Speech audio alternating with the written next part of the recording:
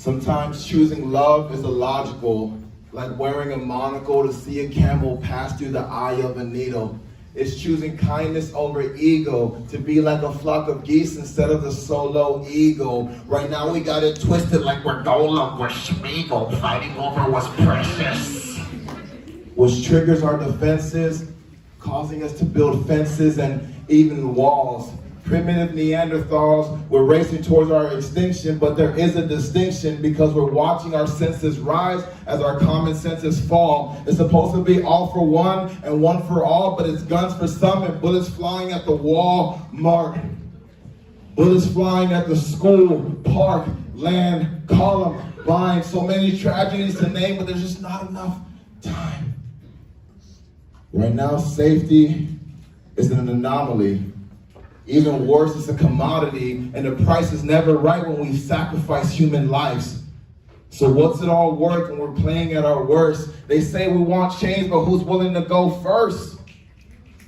The Bible taught us to cast the first sin if ye has never cast the first stone if ye has never sinned. But what if we plant a seed of love for forgiveness to begin from within? And you best believe I want revenge, but it's like a door with a hinge that swings both ways, a double-sided blade that's razor sharp to protect us in the cave where we choose to live in the dark. We're in the upside down. We're our own demigorgons. But what if this is just a nightmare, a story that we're forging? A check that won't clear because we're overdrawn on fear. But love. Love is the light that we need to guide our way so we can step out of the cave and be brave.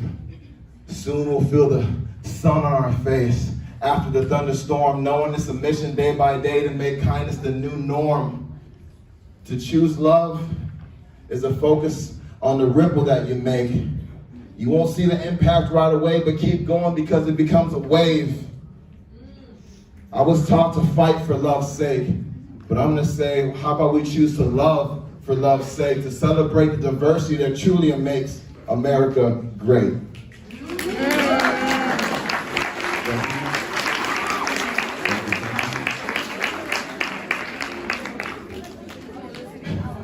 I appreciate y'all. So on July 22nd, I was flying from Fort Lauderdale to Lynchburg, Virginia, connecting in Charlotte, North Carolina.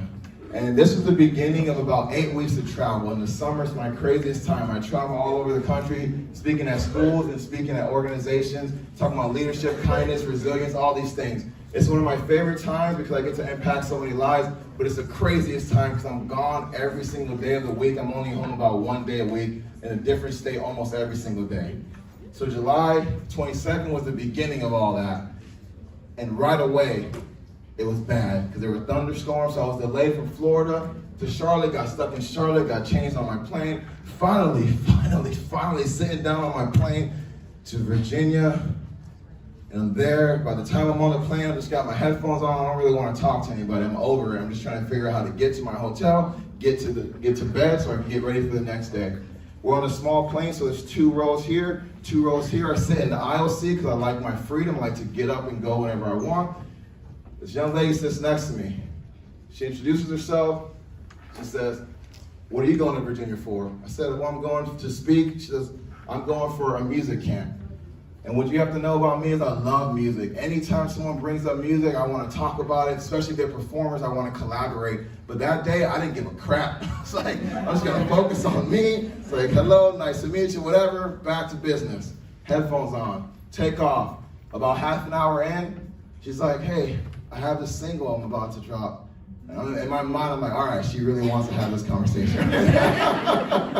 So I'm at least polite enough to be like, all right, let me hear this. So I plug in my headphones, and I'm listening to this song.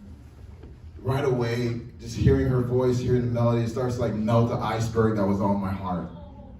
Right? It was like, I don't have to take life so serious.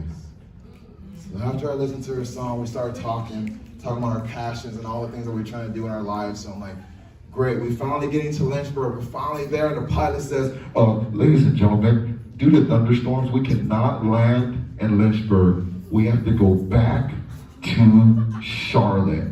what? Like everybody just like that. People were like, what?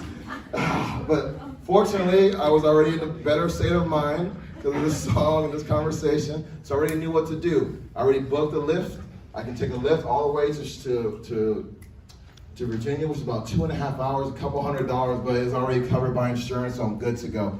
So this young lady sitting next to me is about the same age as my oldest niece, like looks like her and everything. So I was like, all right, do you need a ride over there? She's like, yeah, because I don't have no other way to get there. Literally no more flights going. And this young, as we trying to figure out this plan, we got to talk to her mom. Her mom's like, hello, who are you? Says, my name is Kemi. I'm just trying to help out. She's like, yeah, but who are you? I was like, I can just send you my license. Like, these are very valid questions, right? I can send you my license. I can send you a website so you know that I'm a safe person. I'm just trying to help your daughter out. So I send her mom my driver's license, a link to my website. She comes back and says, oh, you're that guy from UM. I saw you a while ago. You were giving out free hugs. You were on the news. You had all these newspaper articles. I was like, yeah, that's me. And there was like instant trust. Like, yes, so we can do this. So we get in the lift. Again, 2.5-hour ride. I let her sit in the front so she can be with the driver. I still got work to do in the back, right? So I'm like, y'all have y'all time up there. I'm going to be back here. They get to chatting. She brings up her album again. And he's like, I make music too. So now the three of us are there. And for about 2 hours, we had an epic concert in this lift. It was my favorite lift ride. I get to travel all over. It's my favorite lift ride ever. And the reason I bring up that super random story is because the young lady who was there is Jenna.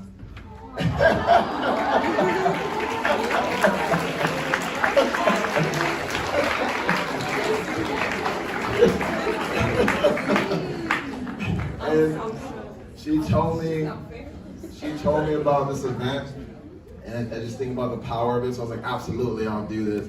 And in that, the reason I like to share that story in this regard here is talking about the power of our voice. Right in that moment, she was just so sweet and kind, just being herself, offering to connect with a stranger. And I had to do the other part, which is also hard, to accept love from a stranger, especially when I didn't really care about talking to anyone that day. And thinking about, that's why I choose love. I choose love because of the human connection. I choose love because it literally changes our direction. I choose love because it uplifts. I choose love because it's our greatest gift. I love it. Y'all like a poetry saying, like, oh yeah.